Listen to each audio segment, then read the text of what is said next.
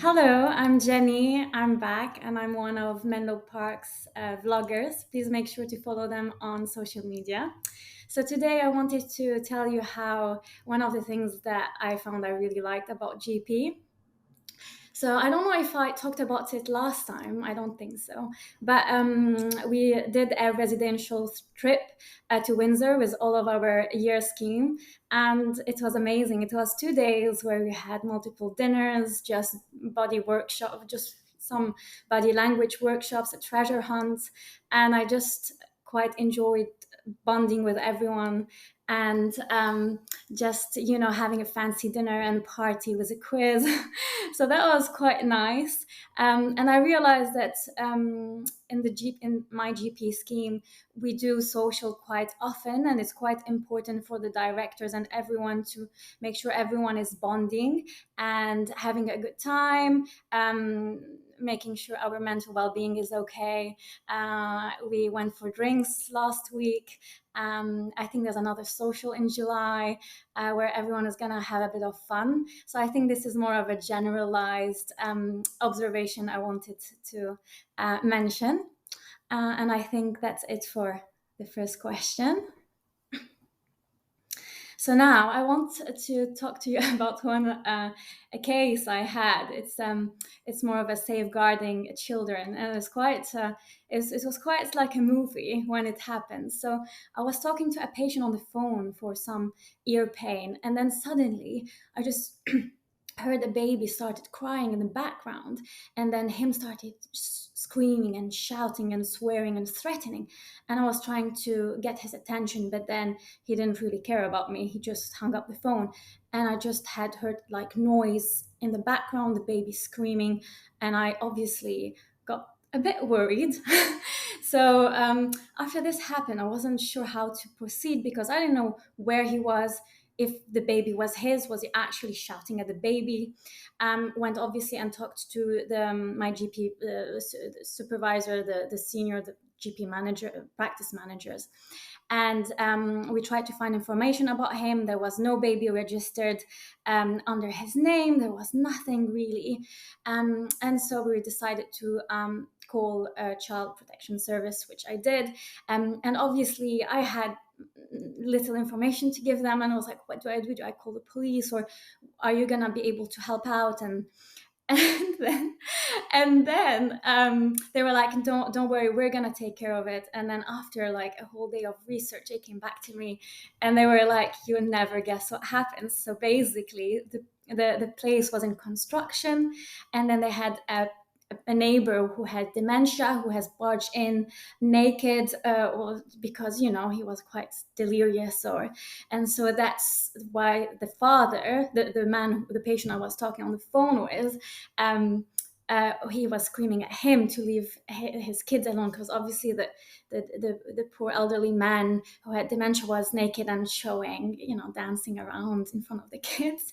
And I think that was the ending of the story, which was quite, a bit surprising.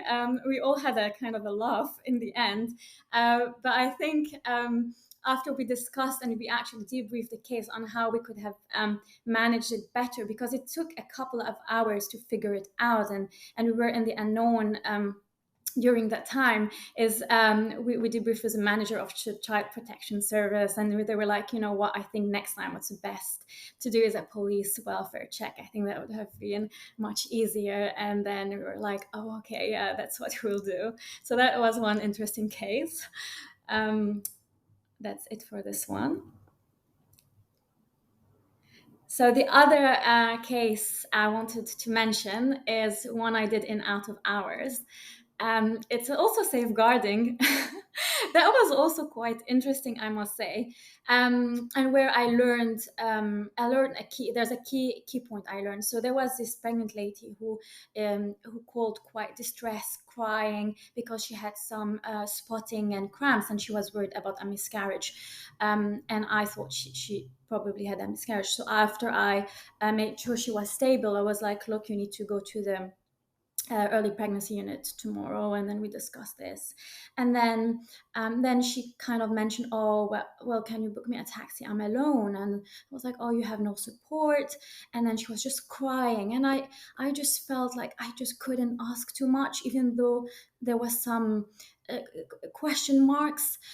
And I didn't know how to deal with it. I was like, John, is the dad here, the parents? Oh no, they're busy, there's on a business trip, I have no money. I was like, oh, surely if you ask someone, then they can lend you money for the taxi. I mean, I can try to to arrange transport, but it will be quite tricky. Are you on your own? And she was like, yeah, my husband is on a business trip. I have no money. My parents are busy.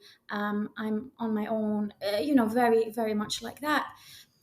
And I was like, look, I'm quite concerned. I would like to raise it to someone so you can have some support. And then she was like, no, no, no, I don't need any safeguarding alert. So she kind of knew. And then of that, that's what I meant.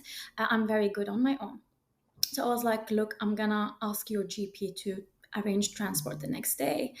And I was like, I'm not too sure about this, but she was still crying, distressed that she has lost her baby. And so then I was like, she said no for the safeguarding alert. And then I was unsure if I needed consent or not. Obviously, I was still talking to the out of hour supervisor about how best to deal with it. And then as I was trying to transfer the information to her GP and also mention my safeguarding concerns so they can follow it up, then I realized there was no GP she was registered at. So I had to call her back, and I was like, you have no GP? She was like, oh yes. I was like, have you registered your pregnancy? Oh no, not yet. And then I was like, you have done nothing yet.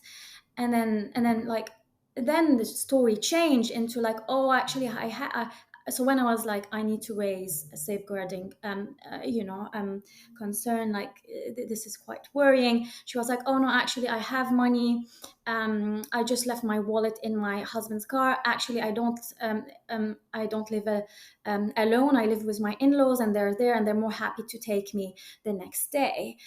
And this is obviously like when the story gets a bit messy, and this is like, look, I understand this, but I think I'm gonna have to do this. And obviously after some communication, she was like, all right, and I had to do the safeguarding referral. um, and it was quite interesting, wasn't it? Because at the same time, it was hard for me to try to kind of like inquire about things while she's crying, distressed, and I was feeling emotional too. But at the end, the most important thing was what's the safest thing to do, and I had a duty.